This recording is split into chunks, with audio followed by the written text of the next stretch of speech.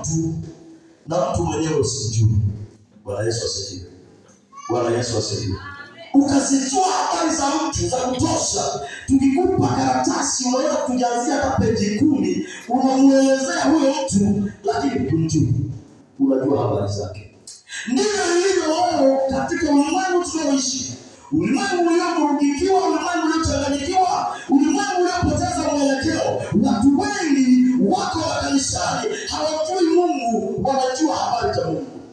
Watu wengi wokovu wao haujajengwa kwenye kumjua Mungu. Ni kweli wako kanisani, lakini misingi yao imejengeka kwenye habari za huyu Mungu na sio kwa Mungu mwenyewe. Yesu akusaidie kuelewa.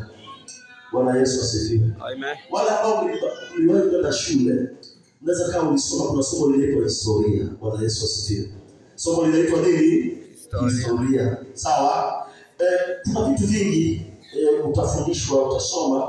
Kama sikosei ile ni form 2 au form 3, sikumbuki vizuri, miaka mingi imepita. Kuna topic fulani ambazo watu wanajifunza juu ya wafalme na watawala mbalimbali waliopita, si ndio? Hapa Tanzania utajifunza habari za kina Mkwawa, utajifunza habari za kina Milambo, utajifunza tawala mbalimbali ambazo zimewahi kutokea hapa Tanzania na Afrika kwa ujumla. Bwana Yesu asifiwe. Haleluya. Na wanapojifunza huwa wanaelewa, wanaweza kutoa maelezo mazuri sana wale waliojifunza. Na hata maswali ya kwenye mtihani watu wanaandika essay vizuri sana. Atakupa factors zile kana kwamba aliwahi kuwepo wakati wa Mtemi Milambo alipokuwepo pale Tabora. Bwana Yesu asifiwe. Haleluya. Hebu nipungie mkono kama bado tupo. Sasa mtumishi hata tupe neno la Mungu. Na lenyewe ni neno la Mungu. Haleluya. Asifiwe. Haleluya. Mwanafunzi huyu akiletewa swali ambalo linataka aeleze sifa za Mtemi Milambo alikuwaje, au akiletewa swali anatakiwa aeleze Mkwawa alikuwaje, anaweza akakuandikia hata karatasi tatu akajaza, anamuelezea Milambo utawala wake ulikuwaje, jeshi lake lilikuwaje, liliitwaje, lilipambana na mwingine, atakujazia hata kurasa 3. Bwana Yesu asifiwe. Na yule msaishaji atakaposaisha ile essay kama ina max 25, mwingine atapata 25, mwingine 22, mwingine 23. Kwa mwingine atapata zote. Bwana Yesu asifiwe. Haleluya. Lakini alichokieleza pale hamjui Milambo, hajawahi hata kumuona, hamjui Mkwawa, hajawahi kumuona, ila anajua habari za Mkwawa. Bwana Yesu asifiwe. Haleluya, haleluya. Haleluya, haleluya. Anajua habari za Mkwawa. Ndio maana anaweza kaziandika kwa usahihi. Lakini tukimfufua Mkwawa leo, akaletwa na watu wa kizazi hicho kama 5, wakawekwa hapo mbele. Yule aliyepata ile essay 25 ya 25, ukimwambia mtu tuonyeshe Mkwawa kati ya hawa yuko wapi, atashindwa kukuonyesha. Ila kule kwenye essay ya 25. Bwana Yesu asifiwe. Haleluya. Kwa nini hawezi kukuonyesha kati ya hawa huyu ni Mkwawa, huyu ni Milambo, lakini kwenye essay huku wamekula alama zote? Na mwalimu kamwandikia vema sana au very good, itategemea huo mtano na lugha gani. Yaani anamshawishi mwalimu, na huyo mwalimu aliyefundisha hajawahi kumuona Mkwawa wala hamjui, na yeye anafundisha kwa sababu anazijua habari za Mkwawa. Bwana Yesu atusaidie. Bwana Yesu atusaidie. Kwa nini hawezi kutuonyesha huyu ni Mkwawa? Kwa sababu hamjui, ila anajua habari zake. Ndivyo ilivyo makanisani leo. Tuna watu wengi makanisani hawajui Mungu, wanajua habari za Mungu. Wanaishi na wokovu wao umejengwa kwenye habari za Mungu. Wanamsikiaga Mungu, wanasikiaga habari zake. Watu wanapozizungumza wanazisikia ila wako kanisani. Shida ni kwamba hamjui Mungu. Yesu atusaidie kuelewa. Kumjua Mungu na kuzijua habari za Mungu ndio somo letu leo. Ndugu zangu wa Kristo wa mbinguni, tunapaswa kumjua Mungu. Tunapaswa kumjua Mungu katika maisha yetu. Unapaswa kumjua Mungu. Sio dhambi kujua habari za Mungu, maana hata wachawi wanazijua. Sio vibaya kujua habari za Mungu, maana hata walaji wanazijua. Sio vibaya kujua habari za Mungu, maana hata wale wa kienyeji wanazijua. zinahubiriwa kila kona. Mungu wetu atusaidie sana. Haleluya. Mwambie jirani yako mjue Mungu. Mwambie tena mjue Mungu. Miaka fulani ikiwa Tabora, nikaa natoka hapa, unajua Tabora kuna sehemu inaitwa Ng'ambo. Ukiwa natoka Ng'ambo kama unakuja Kitete, hapo kuna klabu fulani cha pombe hapo za kienyeji. Kule napita pale watu wamelewa chaka. Chupa ni ya maji poa, lakini ndani sio maji. Watu wameshaburukiwa hapo pale. Lakini inapigwa rozimu hapo pale. Mteule uwe mahali wako biza, mteule uwe ila wako chaka. Wanazisikia hizo habari. Zinawakuta mpaka huko zinawakuta hizo habari. Mpaka huko milabuni habari za Mungu zinawakuta. Maana tunazitangaza. Maana moja ya kazi yetu ni kutangaza habari ya ufalme wa Mungu. Ni kueleza watu habari za huyu Mungu. Habari zinawafikia, lakini shida hawamjui huyu Mungu. Wanajua habari zake. Sasa ni hatari kwa Mkristo leo kanisani kumjui Mungu. Unaishi kwa kujua habari za Mungu. Mungu wetu atusaidie sana.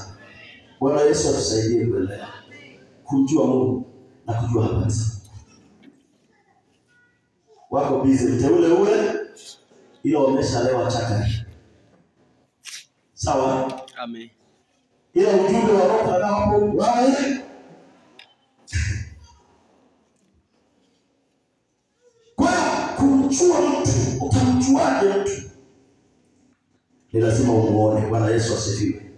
Huwezi kujua kitu ambacho hujawahi kukiona. Kama hujawahi kukiona, utajua habari zake. Unaweza kujua habari zake na ukazijua kwa usahihi kabisa. Na ukawa na uwezo wa kuzieleza kwa usahihi kabisa. Ila hujawahi kumuona huyo mtu, huwezi kujua, utajua habari zake. Yesu asifiwe. Na kuna watu wako makanisani hawamjui Mungu, wanajua habari zake. Wakazikubali habari zake, wakaingia kanisani. Lakini Mungu kama Mungu hawajawahi kumuona kwenye maisha yao, hawamjui. Ili umjue mtu ni lazima umuone. Sawa? Ni lazima umuone. Kama hujawahi kumuona, utajua kwa habari zake. Na Mungu vivyo hivyo. Kama hujamuona kwenye maisha yako, utaishia kujua habari zake.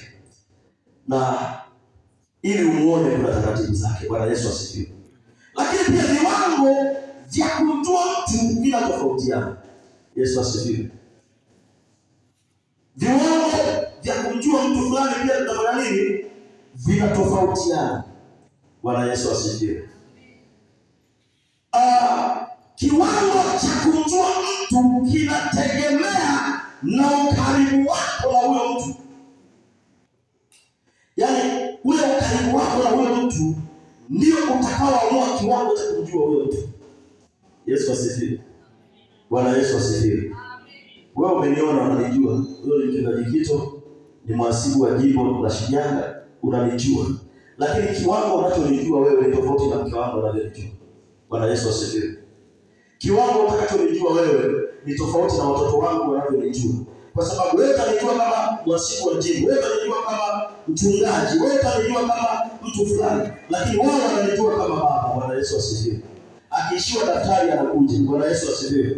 Ananijua. Viwango pia vya kumjua Mungu vinatofautiana kati ya mtu na mtu. Inategemea na namna ulivyoamua kuwa karibu na Mungu. Yesu asifiwe. Haleluya. Haleluya, haleluya. Somo letu nasema kumjua Mungu na kujua habari za nani? Za Mungu. Hebu tusome Mithali ile sura ya 8 mstari wa 17. Biblia inasema, na wapenda wale wanipendao, na wale wanitafutao kwa bidii wataniona. Na wapenda wale wanipendao, na wale wanitafutao kwa bidii watafanya nini? Halafu ukimuona ndipo utakapomjua. Bwana Yesu asifiwe. Tumekubaliana uweze kumjua mtu ambaye hujawahi kumuona. Sawa? Sijui tukubaliane kwanza hapo. Huwezi kumjua mtu ambaye hujawahi kufanya nini? Utakachojua ni nini? Ni habari zake. Habari zenyewe unaweza kuzijua, ukazijua habari zake tena zikawa sahihi. Lakini kama hujawahi kumuona, hujui. Sasa na Mungu ni vivyo hivyo. Utamjua Mungu kwa kumuona. Sasa utamuonaje Mungu? Hapo ndio kila mtu atamuona kwa design yake. Bwana Yesu asifiwe. Haleluya. Haleluya, haleluya. Haleluya, haleluya. Hebu tabia Yesu makofi kama bado uko katika. Tumekubaliana ili ujue namba moja lazima uone. Lazima uone. Sawa? Ndio maana tunasema huyu mwanafunzi hawezi kuonyesha kati ya watu 10 ni mkwawa ni huyu. Japo amepata 25 ya 25 alipoandika Yesu ndio kuhusu mkwawa. Lakini hawezi kutuonyesha kwa sababu hajawahi kumuona. Kwa hamjui kwa sababu hajawahi kufanya nini? Hajawahi kumuona, ila habari zake anazo tena kwa usahihi. Sasa na Mungu ni hivyo hivyo. Tutamjua Mungu kwa kumuona kwenye maisha yetu, kwa kumuona Mungu kwenye wokovu wetu, kwa kumuona Mungu akijibu mambo yetu, kwa kumuona Mungu akitenda kazi mbele yetu, kwa kumuona Mungu akijidhihirisha katika maisha yetu. Kupitia mambo hayo tunamuona Mungu. Bwana Yesu asifiwe. Haleluya. Ukisema anaponya, ni kweli anaponya kwa sababu aliwahi kuponya wakashuhudia. Bwana Yesu asifiwe.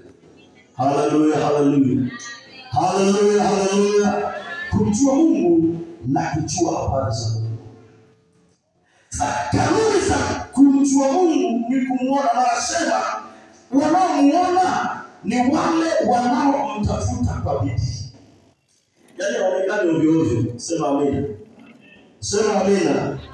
Huyu Mungu haonekani ovyo ovyo, anaonekana kwa wale wanaomtafuta kwa bidii. Amesema anawapenda wale wampendao na wale wamtafutao kwa bidii. Hao ndio watakaomuona, na wanaomuona Mungu ndio wanaomjua Mungu.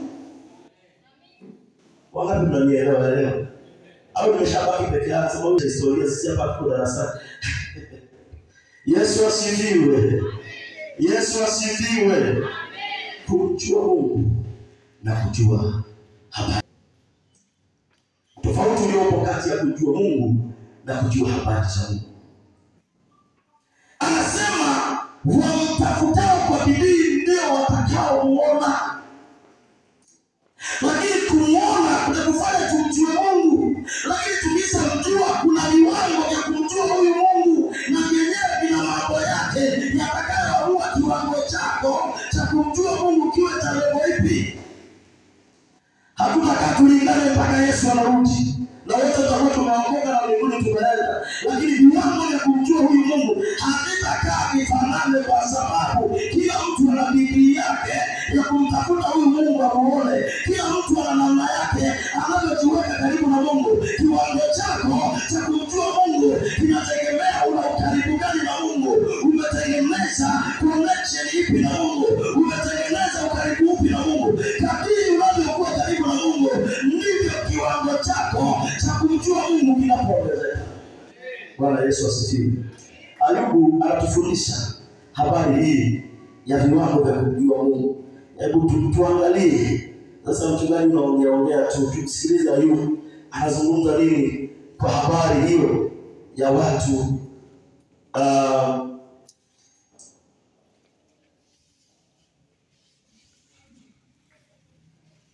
Ni Ayubu 22.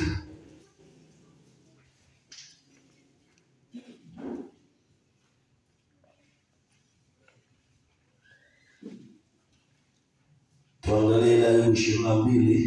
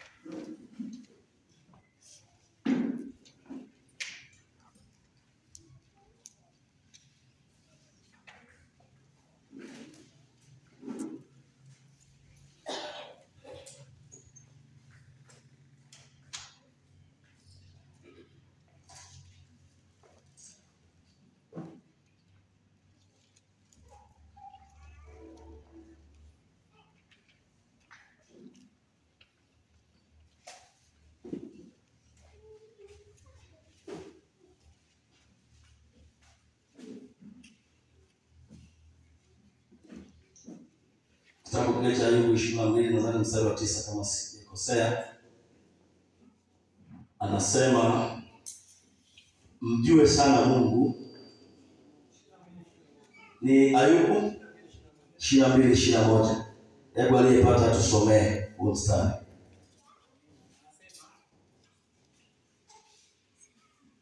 Anasema mjue sana Mungu ili uwe na amani, ndivyo mema yatakavyokujia. Mjue sana nani? Mjue sana Mungu ili uwe na nini? Ndivyo mema yatakavyofanya nini? Lakini nataka nizungumzie ile viwango vya kumjua Mungu. Neno mjue sana, tujifunze hapo kwenye hilo neno. Mjue sana. Kama kuna kujua sana, maana yake kuna kujua kidogo pia. Bwana Yesu asifiwe. Haleluya, wana wa Mungu. Kama kuna kujua sana, maana yake kuna kujua nini?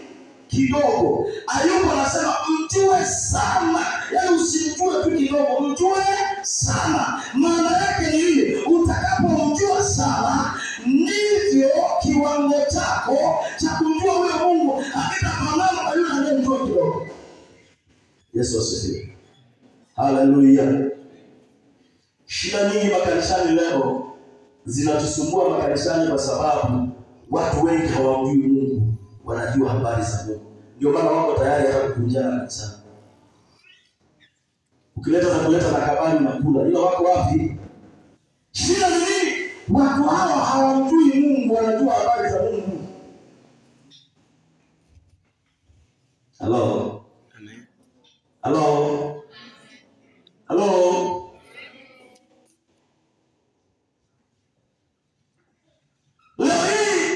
Migogoro kila kona, halafu iko makanisani.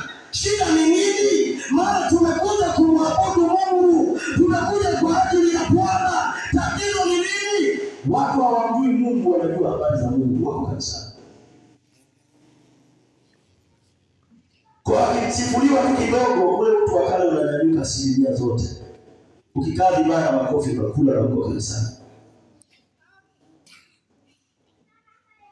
Shida ni nini? Watu hawajapata kumjua sana huyu Mungu. Watu hawajapata kumjua Mungu kwa sababu ukimjua Mungu, utalijua kusudi la Mungu katika maisha yako. Hutahangaika na mambo mengine yanayokupunguzia mwendo. Hutakuwa na haja na mambo mengine yanayosababisha usiende mbinguni.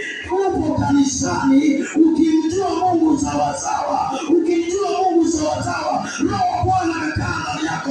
Roho Bwana anakuongoza. Utamsikiliza Mungu anasema nini. Utalisikiliza kusudi la Mungu ni nini katika maisha yako. Utajua namna ya kuenda. Maana anasema nitakuonyesha njia utakayoiendea. Hazungumzii ile barabara. Hazungumzii barabara unazozunguka mahali hapo mbele yako. Anazungumzia maisha utakayoishi. Anazungumzia mifumo na mwenendo wa maisha yako. Ukimjua Mungu sawasawa, na atakuonyesha njia utakayoiendea. Utalijua kusudi la Mungu kwenye maisha yako. Utalijua kusudi la Mungu wewe kuwepo mahali hapa. Utajua kwa nini uko mahali hapa. Hautakuwa na muda wa kupoteza. Shida watu hawataki kumjua Mungu. Wameokoka kwa kuegemea habari za Mungu. Yaani yuko kanisani lakini habari za Mungu, ila Mungu hamjui. Biblia inasema Yesu anazungumza baadaye, ya baba ninaondoka ninaenda, lakini atakuja msaidizi. Na anatoa maelezo, anasema huyo msaidizi atakayekuja ulimwengu hautamtambua, bali ninyi mtamtambua kwa sababu atakaa ndani yenu. Maana yake Mungu anakuwa ndani yetu, anakuwa ndani yetu kupitia Roho Mtakatifu. Na anapokuwa ndani yetu tunamuona kwa sababu yuko ndani yetu. Tunapokuwa ndani yetu tunaona matendo yake kwa sababu yuko ndani yetu. Na tunapomuona tunamjua. Na viwango vyetu vya kumwamini Mungu vinaongezeka kwa sababu tunamjua Mungu. Ulimwengu hautamtambua. Elewa neno hilo. Ulimwengu hautamtambua, bali ninyi mtamtambua kwa sababu atakaa ndani yenu. Kwa unaweza kuwa kanisani na usimtambue Mungu kwa sababu hayuko ndani yako. Ila ni FPCT. Haleluya. Ni mfiadini. Mungu atusaidie sana. unapambania dini. Sikiliza, hata kupambania dini, pambania wokovu. Haleluya! Maana huo ndio utakufanya umlaki Bwana, maana huo ndio utakufanya uende mbinguni. Mambo yote tunayofanya hapa duniani na maisha yote tunayoishi, hitimisho wake mimi kitu siku moja nione Bwana, hitimisho wake mimi kitu siku moja nimlaki Bwana, hitimisho wake ule mti aliyosema anaenda Bwana, anasema msifadhaike mioyoni mwenu, mnamwamini Mungu, niaminini na mimi. Mnakwenda nyumbani mwa Bwana kuangalia makao ili niliko na ninyi mwepo. Haleluya, haleluya, haleluya. Kusudi la maisha yangu, kusudi la Mungu katika maisha yangu niwe miongoni mwa watakaoingia katika mji huo. Sitaingia huko kwa sababu mimi ni mwasibu wa jimbo. Hakuna nafasi ya mwasibu wa jimbo kule. Sitaingia kule kwa sababu mimi makamu mchungaji kiongozi Shinyanga. Hakuna nafasi ya makamu mchungaji kiongozi huko. Sitaingia kwa sababu mimi ni fulani. Nitaingia kwa sababu mahusiano yangu na Mungu